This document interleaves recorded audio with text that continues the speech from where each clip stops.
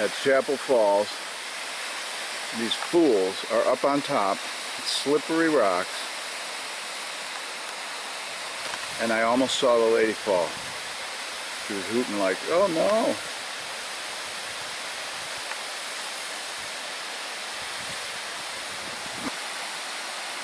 Those rocks are super slippery. He said August, they're covered with moss. Look at that. Here's what happens if he falls. Bonk, badonk, badonk.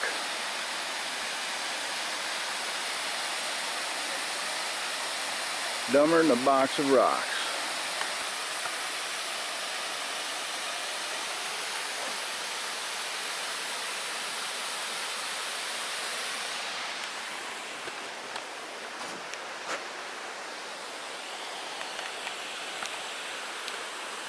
My secret to backpacking, go slow. You're not in a contest to see how hard you can push yourself. Take a lot of breaks. Look for interesting things to see and enjoy.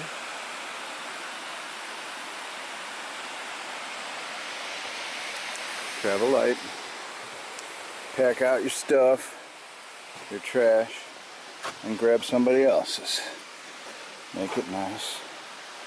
Don't leave graffiti. You don't want to be on the dishonor roll of people that carve things up.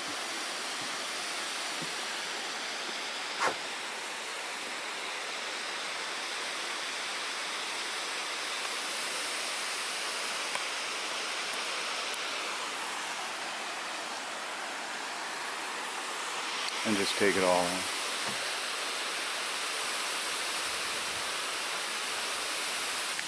Here's the beaten path around where you can see where the top of Chapel Falls is. You see how the people came down here.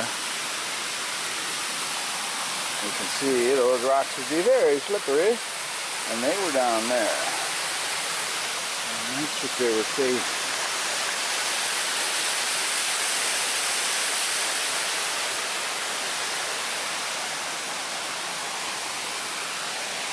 He almost won the Darwin Award.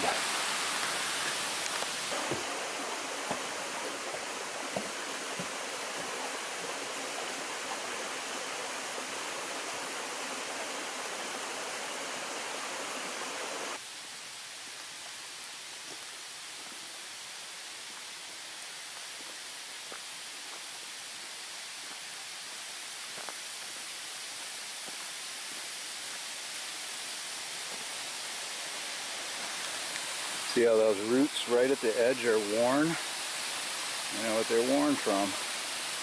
People using them as a footrest at the edge of that slippery death trap.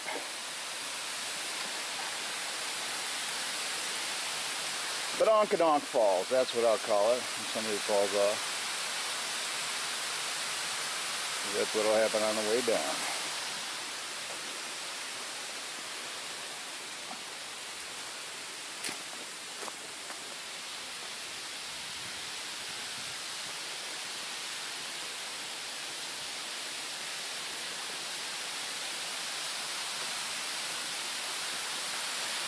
And people climbing down there. You ever see funny home videos? It wouldn't be funny, but people fall all the time because they lose their balance and they go flying.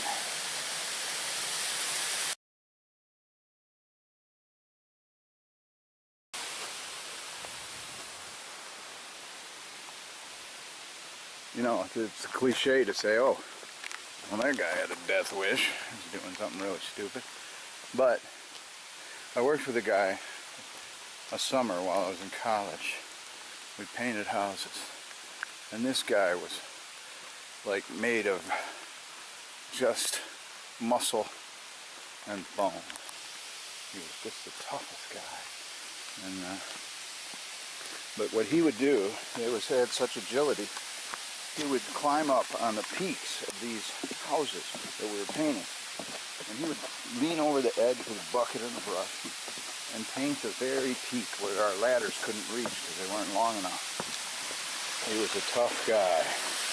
He could do a handstand on one hand while chugging a beer. That's how tough this guy was. Anyway.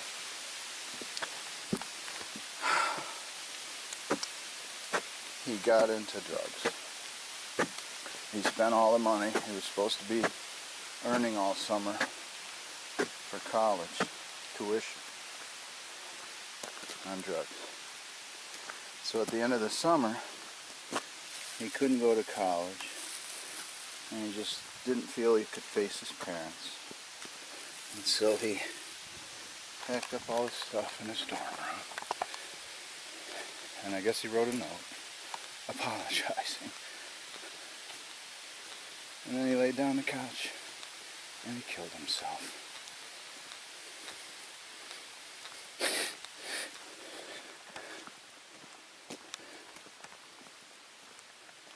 And then I look back on that and I say, you know, I always thought when he was doing those dangerous things, like leaning over the edge of a 3-story building. Once he did a handstand up there, right on the peak, to freak us out. I always thought, that guy has a death wish.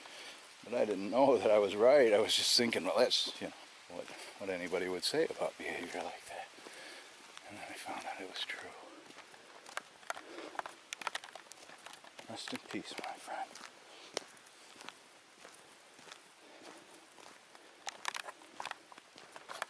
What was that? 40 years I've had that he hasn't. And I filled him with joy.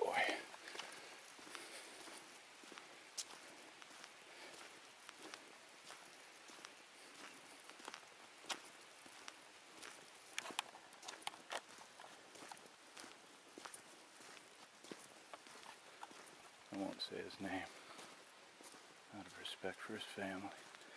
He suffered enough.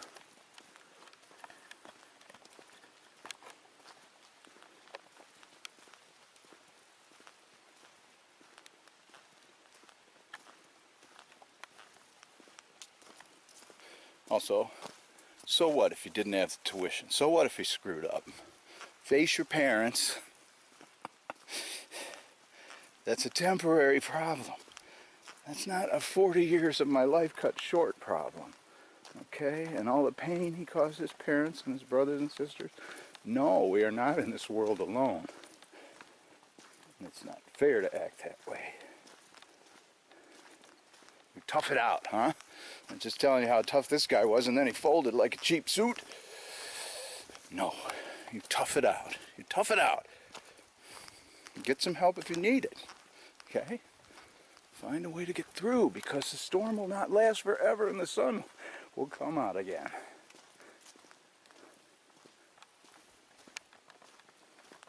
You know I'm right.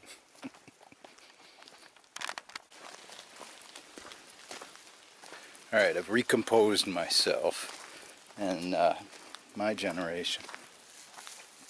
It's taboo for a man to choke up like I did. I should grow out of that. It doesn't. In fact, I was coaching myself on my emotions, want the camera off, and I realized I have had many tough moments and tough weeks and months and years in my life. A ton of adversity and a lot of depression before I learned to manage my emotions and make my happiness a priority. I lost a lot and I suffered a lot. But I toughed it out. And so, forgive me if I teared up a little thinking of what I thought was toughness as a young man. Being able to stand on one hand like my friend and drink a beer with the other. Or do a handstand on the peak of a 3-story house. And then I find, actually, I did tough it out many times. Many times I felt like not going on. Ending this dream of sadness.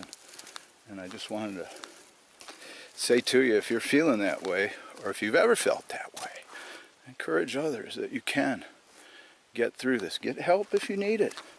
Distract yourself if you need it. Leave a comment below.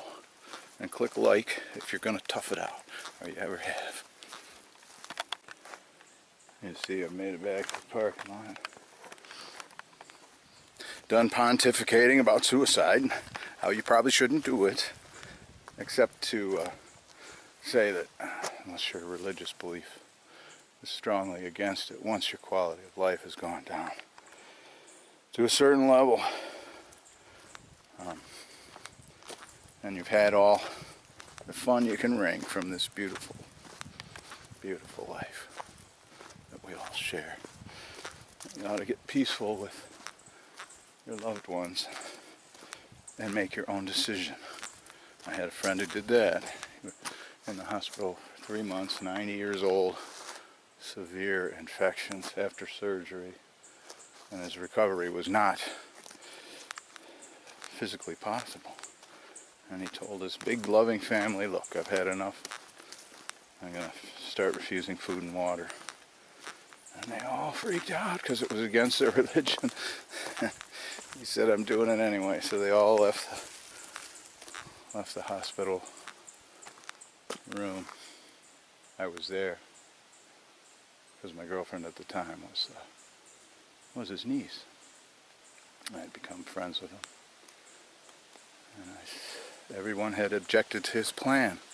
But I knew he'd suffered long enough, and he did too, and it was his decision. And so I hung back, everybody left. I grabbed him and shook his hand, and I said, Ernie, I think you're brave. And he said, I've always liked you, Doug. So I told him goodbye. He died 2 days later. It was so quick, and I know he's at peace. All is well. There I go again.